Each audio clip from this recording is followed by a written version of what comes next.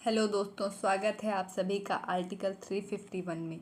इस चैनल के माध्यम से हम लोग हिंदी साहित्य विषय से संबंधित परीक्षाओं की तैयारी करते हैं और हम लोग पढ़ रहे थे हिंदी भाषा एवं साहित्य का वस्तुनिष्ठ इतिहास पुस्तक को, जो कि लिखी है गोविंद पांडे और सरस्वती पांडे ने। तो इस बुक के हम लोगों ने 60 पेज तक पढ़ लिए हैं और 5 वीडियोस भी इसी चैनल पे पड़े हुए हैं, आप उनको देख सकते हैं।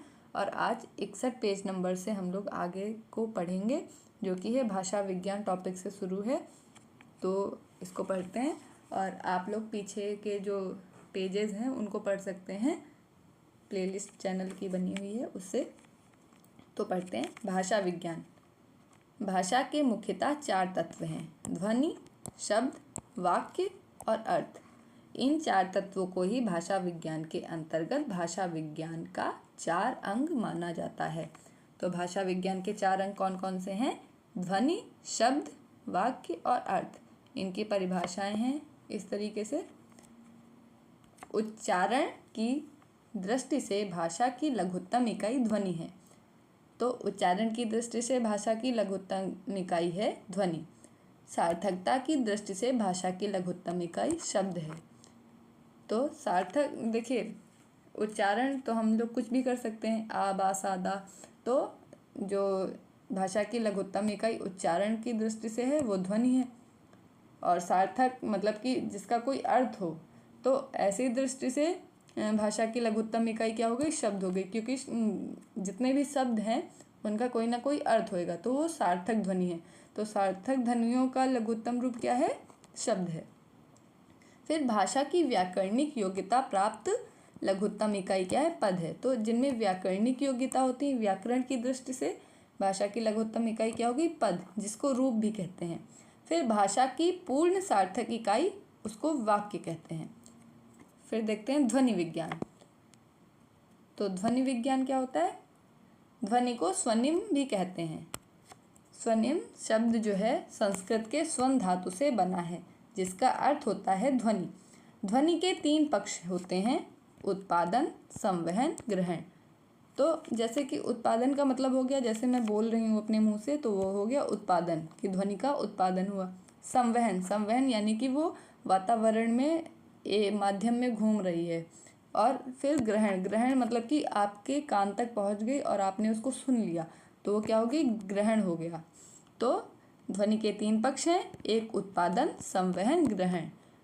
ध्वनि का उत्पादन वाग इंद्रियों से होता है, मतलब कि जैसे मैं बोल रही हूँ तो गला है, मुख है, इनसे बोल रही हूँ। तो वाग इंद्री मतलब कि वाग इंद्री का मतलब है वाक प्लस इंद्री, मतलब कि बोलने वाली इंद्रियां जो होती हैं उनसे ध्वनि का उत्पादन होता है, वाग इंद्रियों से।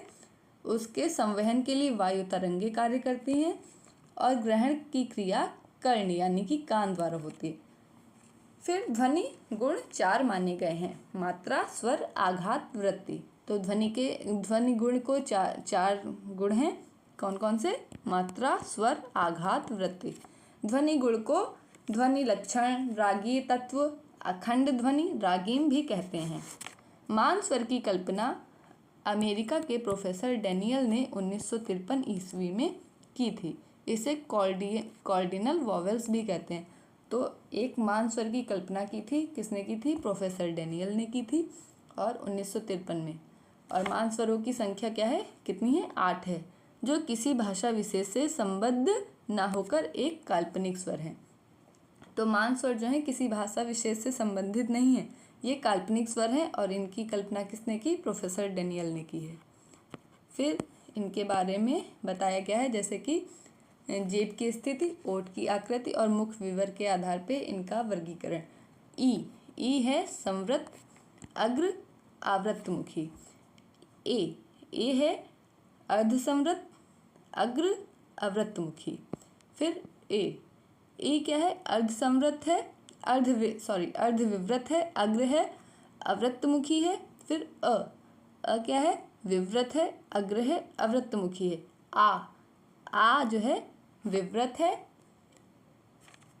ये यानी कि बड़ा आ जो है विवृत है, पश्च है, वृत्तमुखी है। फिर ओ जो है अर्धविवृत है, पश्च है और वृत्तमुखी है।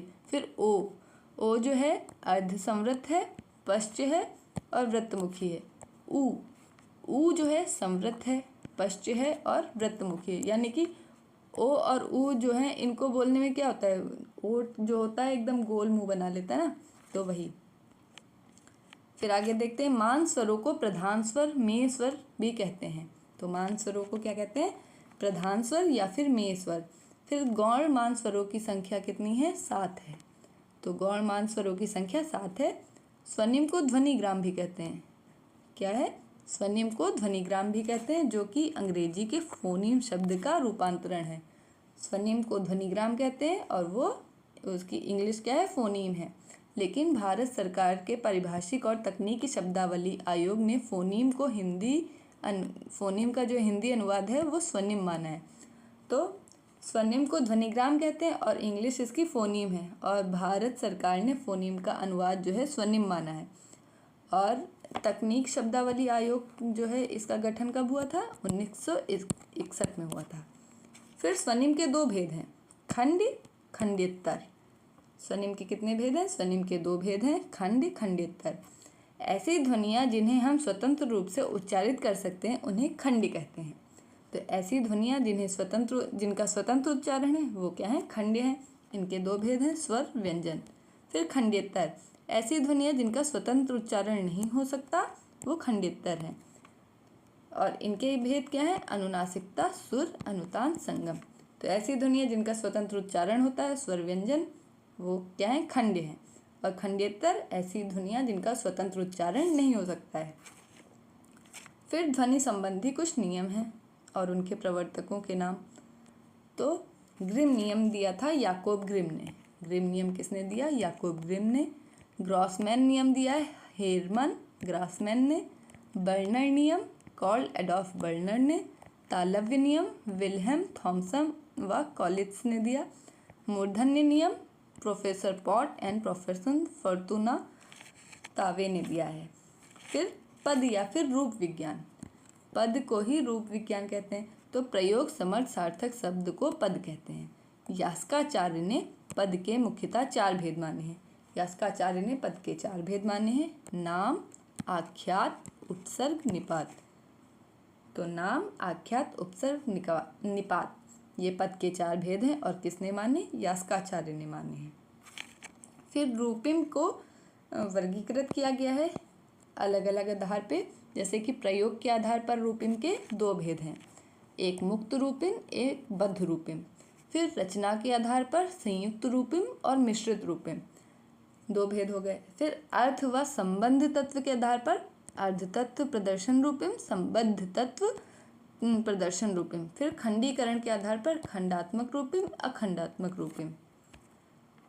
तो रूपिम के अलग अलग आधार पे वर्गीकरण किया गया है, जैसे कि प्रयोग के आधार पर मुक्त रूपिम, बद्ध रूपिम, रचना के आधार पर संयुक्त रूपिम, मिश्रित रूपिम, अर्थ या संबंध तत्व के आधार पर अर्थ तत्व प्रदर्शक रूपिम, संबंध तत्व प्रदर्शक रूपिम, खंडीकरण के आधार पर खंडात्मक और अखंडात्मक। फिर वाक्य विज्ञान, वाक्य विज्ञान कामता प्रसाद गुरु ने परिभाषा दी है, एक पूर्ण विचार के प्रकट करने वाले शब्द समूह को वाक्य कहते हैं। एक पूर्ण विचार से एक विचार को पूर्णता से प्रकट करने वाले शब्द समूह को वाक्य कहते हैं। फिर से बता देती हूँ, एक विचार पूर्णता से प्रकट करने वाले शब्द समूह को वाक्य कहते हैं। ये परिभाषा दी है कामता प्रसाद गुरु ने। फिर आचार्य शुक्ल यानी कि रामचंद्र शुक्ल ने कहा है, आकांक्षा, योग्यता, आसक्ति से युक्त पद समूह वाक्य कहलाता है। आकांक्षा, योग्यता, आसक्ति से युक्त पद समूह वाक्य कहलाता है। पद और वाक्य के महत्व की प्रतिष्ठा को लेकर 2 दार्शनिक सिद्धांत हैं। तो पद और वाक्य से जुड़े 2 दार्शनिक सिद्धांत हैं, कौन कौन से, अभिहितान्वयवाद और अन्विताभिधनवाद। अब जो अभिहितान्वयवाद है वो पदवाद भी कहते हैं और इसको दिया था कुमारिल भट्ट ने। इन्होंने कहा अभिहितानाम पदार्थानाम अन्वयः। तो अभिहितान्वयवाद क्या है, अभिहितानाम पदार्थानाम अन्वयः, और ये इसके प्रवर्तक हैं कुमारिल भट्ट। फिर अन्विताभिधानवाद, ये जो है इसको कहते हैं वाक्यवाद। और ये दिया है प्रभाकर गुरु ने। प्रभाकर गुरु कौन है? कुमारिल भट्ट के ही शिष्य थे। और अन्विता, इन्होंने कहा अन्विता नाम पदार्था नाम अभिधानम। फिर आगे देखते हैं। कविराज विश्वनाथ ने वाक्य के 3 अनिवार्य तत्व बताए हैं या माने हैं। तो विश्वनाथ ने वाक्य के 3 तत्व माने, अनिवार्य तत्व। एक आकांक्षा, योग्यता, आसक्ति। यही रामचंद्र शुक्ल ने अपनी वाक्य की परिभाषा में भी शब्द यूज किए हैं, लेकिन विश्वनाथ ने कहा है वाक्य के 3 अनिवार्य तत्व हैं। एक आकांक्षा यानी कि अर्थ ज्ञान की पूर्ति की जिज्ञासा, अर्थ ज्ञान की पूर्ति की जिज्ञासा, इसको कहते हैं आकांक्षा। फिर बुद्धि संगत संबंध, इसे कहते हैं योग्यता। और आसक्ति यानी कि अव्यवधान। फिर वाक्य के मुख्यतः 2 अवयव होते हैं। वाक्य के 2 अवयव हैं, एक उद्देश्य, दूसरा विधेय। तो उद्देश्य विधेय जो है वाक्य के 2 अवयव हैं। फिर वाक्य का वर्गीकरण किया गया है अलग अलग तरीके से। तो अर्थ के आधार पर वाक्य के 8 भेद हैं। क्रिया के आधार पर वाक्य के 2 भेद हैं। रचना के आधार पर 3 भेद हैं। शैली के आधार पर 3 भेद हैं। आकृति के आधार पर 2 भेद हैं। तो अर्थ के आधार पर वाक्य के 8 भेद: विधान सूचक, निषेध सूचक, आज्ञा सूचक, प्रश्न सूचक, विस्मय सूचक, संदेह सूचक, इच्छा सूचक, संकेत सूचक। इनको आप लोग पहले भी पढ़ चुके हैं। फिर क्रिया के आधार पर क्रियायुक्त, क्रियाविहीन, ये सकर्मक, अकर्मक तरीके से। रचना के आधार पर सरल, मिश्र, संयुक्त। शैली के आधार पर वाक्य के 3 भेद: शिथिल, समीकृत, आवर्तक। फिर आकृति के आधार पर वाक्य के 2 भेद हैं: योगात्मक, अयोगात्मक।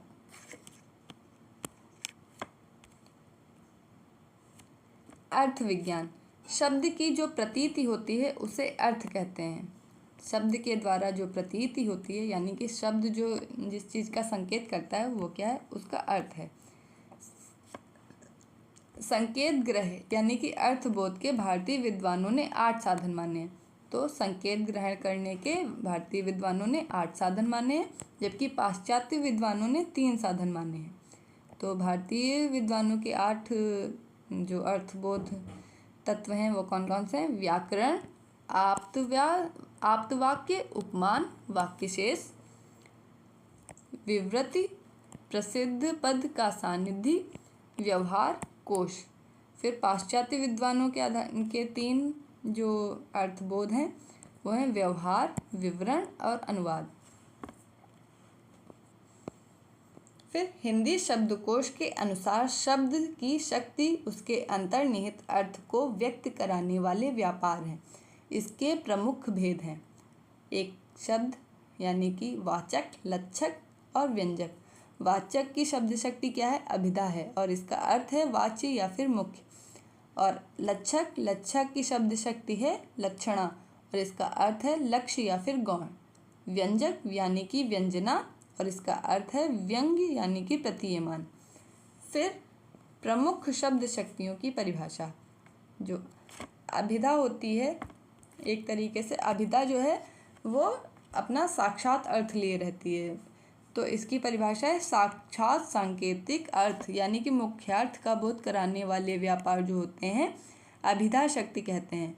तो जो साक्षात मुख्यार्थ का बोध करा दे वो क्या है? अभिधा शक्ति है। मतलब एकदम सरल वाक्य जो होते हैं वो अभिधा शक्ति, शब्द शक्ति के अंतर्गत आते हैं। फिर लक्षणा क्या होता है? मुख्यार्थ का बाधा होने पर रूढ़ के कारण या किसी विशेष प्रयोजन के लिए मुख्यार्थ से संबद्ध अन्य अर्थ ज्ञान जिस शक्ति के द्वारा होती है वह लक्षणा है।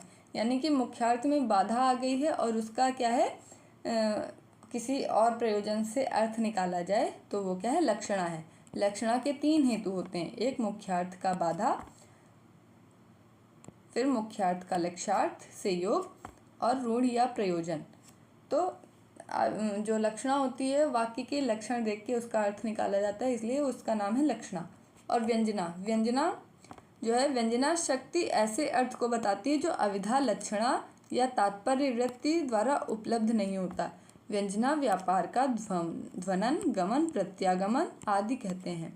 तो व्यंजना को क्या कहते हैं? ध्वनन, गमन या प्रत्यागमन। और मतलब ये जो है एक तरीके से व्यंग्य होते हैं कि इनके एक से ज़्यादा अर्थ होते हैं और जो कहा जाता है उसका एक अलग अर्थ भी होता है। तो व्यंजना जो है अभिधा लक्षणा से एकदम अलग है। फिर पाश्चात्य विद्वानों ने अर्थ के 3 भेद माने हैं, एक कोशार्थ, फिर व्याकरणार्थ और अनित्यार्थ। शब्द मुख्यतः 2 प्रकार के होते हैं, एकार्थक अनेकार्थक। तो शब्द के 2 प्रकार हैं, एकार्थी अनेकार्थी। एकार्थक का मतलब होता है ऐसे शब्द जिनका केवल एक ही अर्थ होता है। अनेकार्थक ऐसे शब्द होते हैं जिनका एक से अधिक अर्थ होता है। जैसे कि कर हाथी को भी कर हाथ को कहते हैं। फिर कर जो होता है टैक्स, उसको भी कर कहते हैं, जो लगान होता है। तो इस तरीके से अनेकार्थक शब्द होते हैं जिनके एक से अधिक अर्थ होते हैं और एक अनेकार्थक ऐसे शब्द होते हैं जिनके एक से अधिक अर्थ होते हैं। एकार्थक ऐसे शब्द होते हैं जिनका केवल एक ही अर्थ होता है। जैसे कि हाथ केवल एक ही अर्थ है उसका, हाथ। तो ऐसे ही फिर एकार्थक शब्दों के अर्थ निर्णय 10 साधन माने गए हैं। अनेकार्थक शब्दों के अर्थ निर्णय के 14 साधन माने गए हैं। एकार्थक के जो 10 साधन है वो क्या क्या हैं? वक्ता, बोधा, वाक्य, वाच्य, अन्य सानिधि, प्रकरण, देश, काल, काकु, चेष्टा। फिर अनेकार्थक के 14 साधन, संयोग, वियोग, सहचर्य, विरोध, अर्थ, प्रकरण, लिंग, अन्य शब्द का सन्निधि, सामर्थ्य, औचित्य, देश, काल, व्यक्ति, स्वर। फिर अर्थ परिवर्तन की 3 दिशाएं होती हैं जो निम्न है। अब क्या होता है, एक चीज़ होती है, देखिए अर्थ विज्ञान है तो शब्द का एक अर्थ है, जो शब्द की प्रतीति कर रहा है वो क्या है? अर्थ है। और भाषा क्या है? गतिशील है, इसमें हमेशा परिवर्तन होते रहते हैं। तो क्या है, भाषा में हमेशा परिवर्तन होते रहते। परिवर्तन का मतलब क्या हो गया कि जो एक समय पे जो शब्द का अर्थ था अब आगे चल के उसका अर्थ बदलने लगता है, कि एक लोक प्रचलन में आते आते अर्थ जो होता है उसका बदलने लगता है। तो वही अर्थ परिवर्तन। तो भाषा में क्या होता है, जो शब्द होते हैं उनका अर्थ परिवर्तित होता रहता है, लोग अलग अलग जैसे अर्थ निकालने लगते हैं। तो जब एक से अधिक जनता, मतलब वो जो नया अर्थ निकाला गया है वो जनता में सामान्य हो जाता है, तो वही शब्द लेने लगते हैं, उसका अर्थ उसी से समझने लगते हैं। तो इसी तरीके से होता है अर्थ परिवर्तन। और अर्थ परिवर्तन 3 तरीके से होता है, एक अर्थ विस्तार, अर्थ संकोच और अर्थादेश। अर्थ विस्तार का मतलब है जो शब्द का अर्थ था उससे बढ़ा के उसका अर्थ लेने लगे, वो हो गया अर्थ विस्तार। अर्थ संकोच यानी कि जो शब्द का अर्थ था उससे घटा दिया, उसका शब्द का पहले अर्थ ज़्यादा अच्छा था, अब जो है उसको डाउनग्रेड कर दिया, तो वो हो गया अर्थ संकोच। और एक हो गया अर्थादेश, यानी कि एक शब्द का मीनिंग जो था उससे बदल के दूसरी मीनिंग लेने लगे, वो हो गया अर्थादेश। फिर अर्थादेश को भी 4 तरीके से वर्गीकृत कर दिया गया कि अर्थादेश भी 4 तरीके से होता है, एक अर्थोत्कर्ष, अर्थात्कर्ष, मूर्तिकरण, अमूर्तिकरण। तो अब जो अर्थ विस्तार है उसके एग्जाम्पल दिए हैं, जैसे कि स्याही का मूल जो अर्थ था पहले काली स्याही था, लेकिन परिवर्तित अर्थ हो गया सभी रंगों की लिखने की स्याही। फिर तेल का मूल अर्थ था तिल का तेल, परिवर्तित अर्थ हो गया सभी प्रकार का तेल। कुशल का मतलब था कुशों को लाना, परिवर्तित अर्थ है इसका निपुण, चतुर। प्रवीण का अर्थ था वीणा वादन में निपुण, यानी कि जो वीणा वाद्य यंत्र होता है उसको बजाने में जो निपुण होता था उसको प्रवीण कहते थे, लेकिन अर्थ परिवर्तन हुआ इसका और दक्ष और चतुर के अर्थ में लेने लगे। महाराज मूल अर्थ है इसका राजा, परिवर्तित अर्थ रसोइया, जो खाना बनाने वाले होते हैं उनको महाराज कहते हैं। गवेषणा इसका मूल अर्थ था गाय चाहना और परिवर्तित अर्थ है खोज। फिर अर्थ परिवर्तन में अर्थ संकोच जिनका हुआ ऐसे सब, सर्प का मूल अर्थ था जो सरकता है और अर्थ संकोच हो गया इसका सांप। फिर ऐसे कुंजर का मतलब है मूल अर्थ था जो कुंज में विचरण करता है। अर्थ संकोच है इसका हाथी। धान्य, धान से संबंध, और चावल अन्न। मोदक, प्रसन्न करने वाला। अर्थ संकोच है इसका लड्डू। बाढ़, बढ़ने की क्रिया को बाढ़ कहते थे, मूल अर्थ था बढ़ने की क्रिया, और इसका अर्थ संकोच है जलावेग, यानी कि जब पानी ज़्यादा भर जाता है उसको बाढ़ कहते हैं। तो नदियाँ जब ज़्यादा पानी ले आती हैं उसको बाढ़ कहते हैं। बढ़ने की क्रिया इसका मूल अर्थ था, लेकिन अब जलावेग से लेते हैं। लगान, जो लगाया गया है, यानी कि अब जो इसका अर्थ लेते हैं वो लेते हैं कर। गो, इंद्री या फिर पृथ्वी, और अर्थ संकोच इसका गाय। ऋग्य, ऋक्ष, ऋक्ष मतलब नक्षत्र या फिर ऋषि, और अर्थ जो परिवर्तित हुआ इसका भालू या फिर रीछ के रूप में।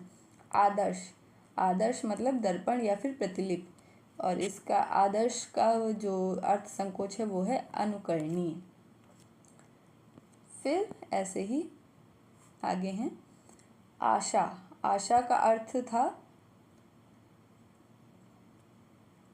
आशा का अर्थ था दिशा या फिर इच्छा, और अब इच्छा कहते हैं। अवतार, उतार या फिर भूमिका, अब जो अर्थ है वो है देवताओं का अवतार, यानी कि जैसे विष्णु का अवतार है राम कृष्ण, तो इस तरीके से। मृग, मृग था पशु, अब जो अर्थ लेते हैं इसका हिरण से लेते हैं। मुर्गा, मुर्गा अर्थ मूल अर्थ इसका था पक्षी, लेकिन अब कुक्कुट जो हैन होती है उससे लेते हैं मुर्गा मुर्गी कुक्कुट। मदक, मदक था नशीला, नशीली चीज़ से मदक का अर्थ था, अब जो अफीम से मदक, अफीम को कहते हैं। फिर खाजा, खाजा का खाद्य सामग्री को खाजा कहते थे, और अब मिठाई का नाम है खाजा। अन्य, खाया हुआ, और चावल चना और गेहूं से लेते हैं। लोह, लोह का मतलब होता था धातु, अब लोहे को धातु कहते हैं, सॉरी लोह कहते हैं। फिर ऐसे अर्थादेश, अर्थादेश से जो शब्द चेंज हुए हैं शब्दों के अर्थ, ऐसे उदाहरण हैं, इनको आप खुद से भी पढ़ सकते हैं स्क्रीनशॉट लेके। जैसे कि अर्थाकर्ष जिन शब्दों का हुआ है वो हैं मुग्ध, फिरंगी, पाखंड, चाल, जमादार, चारवाक, सुहागिन, देहाती, चमार, सीधा सादा, हजरत, गवेषणा, देवदासी। फिर अर्थापकर्ष, अर्थापकर्ष से शब्द बने हैं असुर, जुगुप्सा, शौच, सोच, कृष्ण, त्योहार, मुहूर्त, घृणा, मधुर, वज्रवटुक, आबदस्त, महाराज, मंदिर, कलश। फिर अमूर्तीकरण, अमूर्तीकरण लाठी, काटा, भार, निमग्न, गधा, पूछ, आँख, आँख दिखाना, माथा ठनकाना, अंधकार, पतझड़, जुगनू, पतवार, रश्मि। फिर मूर्तीकरण, उपन्यास, सुहाग, सामग्री, बात उड़ाना, विचार, विरहाग्नि, विचारधारा, विद्याधन, देवता, जनता, सफ़ेदी, उतराई। तो इस तरीके से ये हैं शब्द। बस यहाँ से भाषा विज्ञान जो टॉपिक है वो ख़त्म होता है, और हम लोगों ने यहाँ से भाषा विज्ञान टॉपिक ख़त्म होता है। भाषा विज्ञान से बहुत ज़्यादा क्वेश्चन नहीं बनते हैं तो इसको एक दो बार पढ़ के अच्छे से समझ बना के किनारे कर सकते हैं। बाकी मतलब एग्ज़ाम टाइम पे एक बार रिवीजन कर लिया ऐसे। इसके बाद जो अगला टॉपिक है हिंदी साहित्य इतिहास लेखन की जो परंपरा है, यहाँ से हम लोग कल से पढ़ेंगे। तो यहाँ तक के वीडियोस आप लोग कंप्लीट कर लीजिए। यूनिट 1 जो यूजीसी नेट की है यहाँ से कंप्लीट हो जाती है, और आप लोग सारे वीडियोस को रिवाइज कर लीजिए। इससे तो आज के वीडियो में इतना ही रखते हैं, और आपने पूरा वीडियो देखा है। अगर आपको ये पसंद आता है तो इसको लाइक कीजिए, चैनल को सब्सक्राइब कर लीजिए, और अपने दोस्तों के साथ शेयर कीजिए। Thank you for watching this video.